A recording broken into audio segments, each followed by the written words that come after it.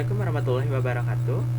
Sebelumnya perkenalkan, saya Muhammad Aziz Azra dengan NIM F1C2 1904 dari Prodi Matematika Fakultas Sains dan Teknologi Universitas Jambi.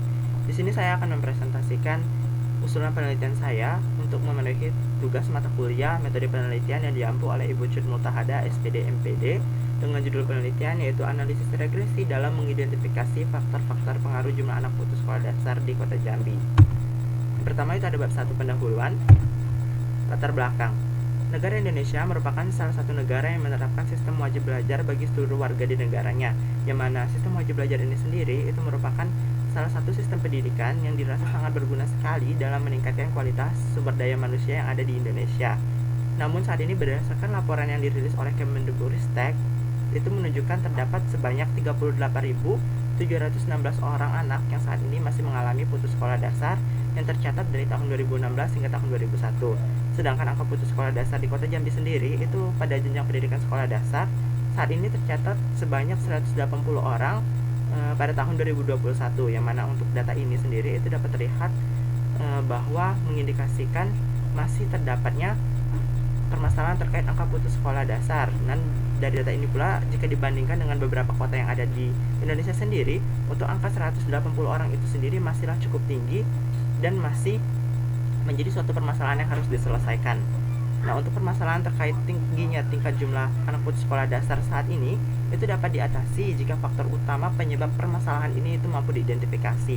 Dan dalam ilmu matematika, salah satu metode yang sering digunakan dalam menganalisis faktor yang berpengaruh secara signifikan dari suatu permasalahan yaitu analisis regresi. Dan pada kasus ini karena terdapat beberapa faktor yang mungkin dapat berpengaruh terhadap permasalahan ini, misalnya lebih dari 2 ataupun 3, itu maka kita dapat menggunakan metode analisis regresi linear berganda, yang mana metode analisis regresi linear berganda ini sendiri itu merupakan salah satu metode yang digunakan untuk mengetahui hubungan daripada beberapa variabel independen terhadap satu variabel dependen. Dan untuk kasus yang diangkat pada penelitian ini itu relevan terhadap beberapa kasus yang diangkat pada penelitian yang relevan sebelumnya.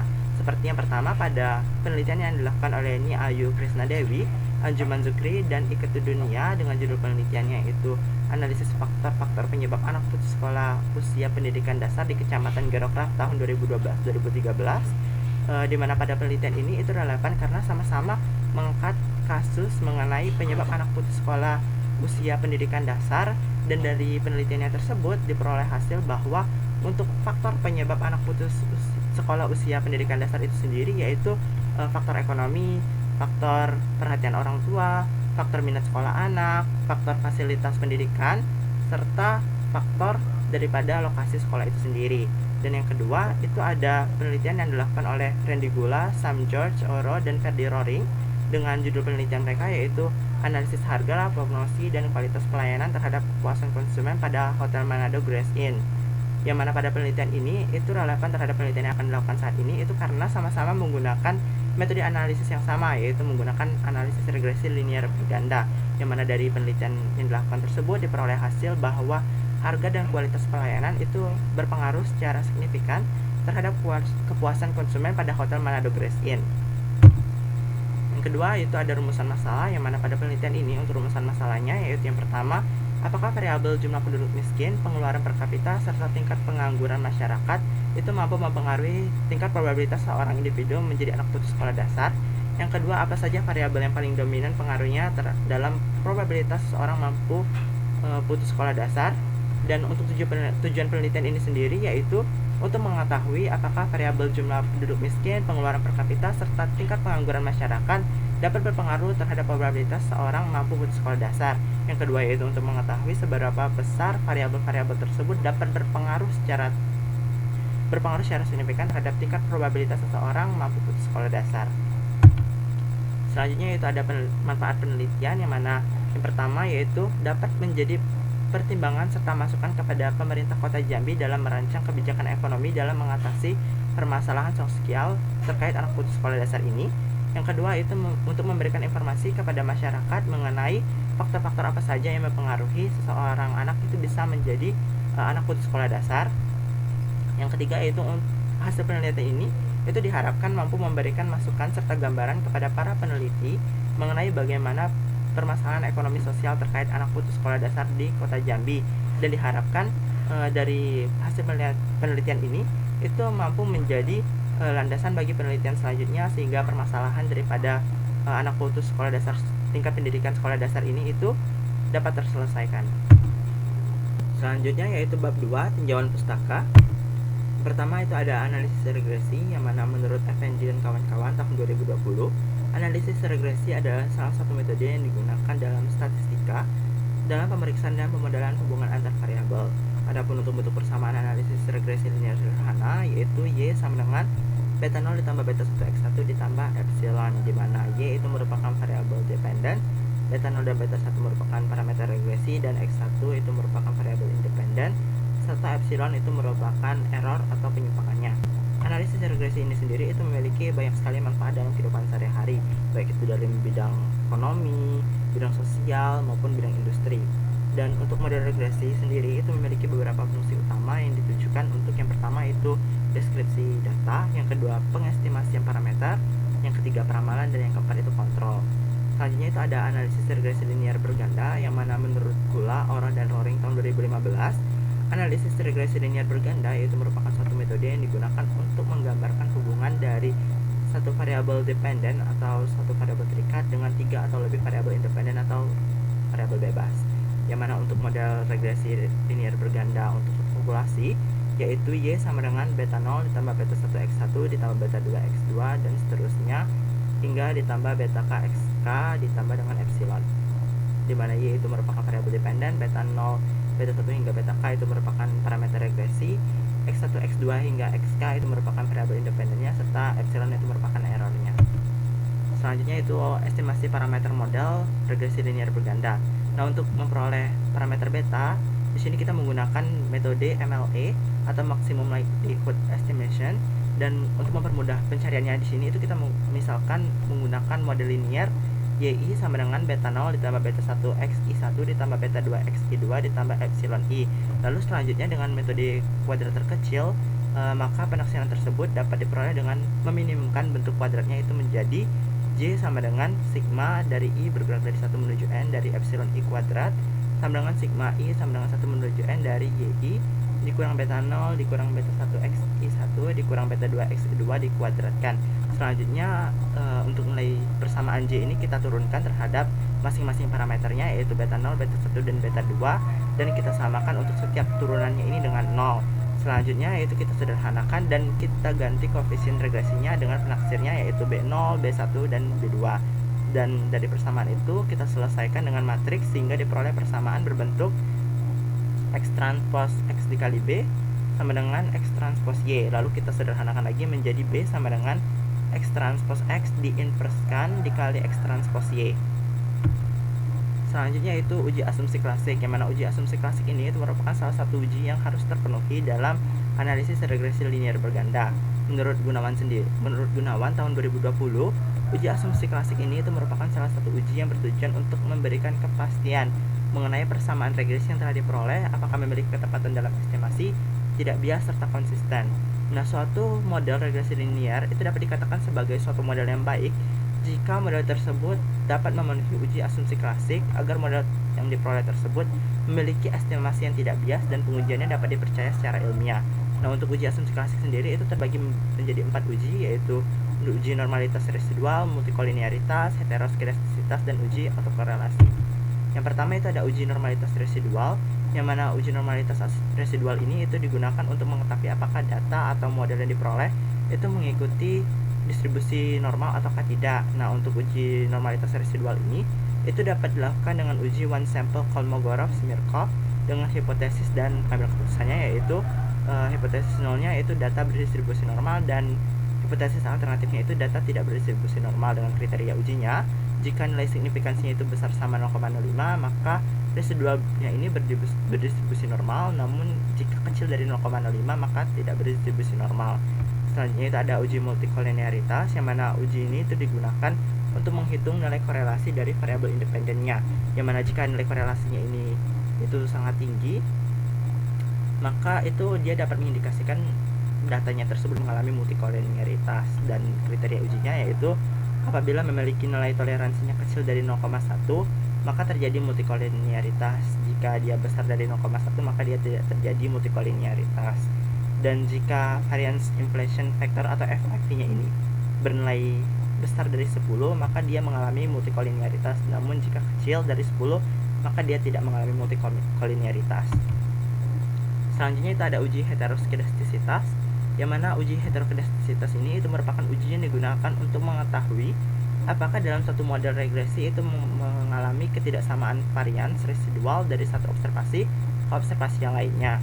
Nah, untuk mengecek apakah ada atau tidaknya heteroskedastisitas dalam model atau datanya ini dapat dilihat melalui uji Geiger-Jetzer dengan kriteria ujinya itu jika signifikansi antar variabel bebasnya itu lebih besar dari 0,05 maka terdapat heteroskedastisitas dalam modelnya. Namun jika kecil dari 0,05 maka dia tidak mengalami heteroskedastisitas.